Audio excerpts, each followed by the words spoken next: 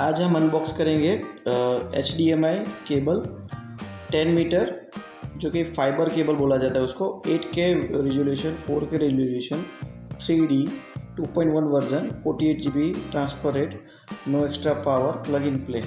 और ये इसकी ब्यूटी ये है कि डिटैचेबल है और ये HOC ब्रांड का है और ये ISO सर्टिफाइड है। तो चलिए अंदर चेक करते हैं डिटैचेबल केबल HDMI।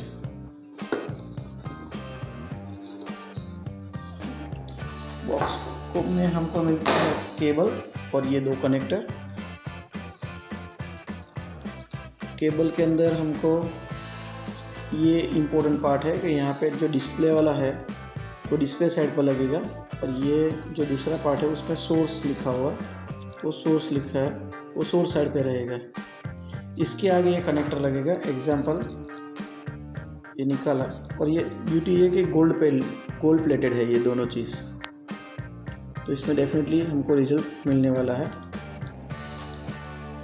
अगर आपको भी कोई आपके प्रोजेक्ट में ये चीज़ रिक्वायर्ड है और ये इसे लॉक होता है।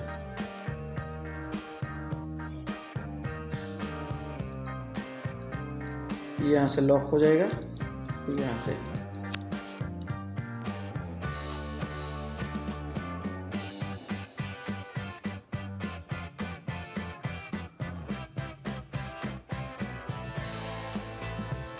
ये एक कोटिंग वाला केबल है। इसमें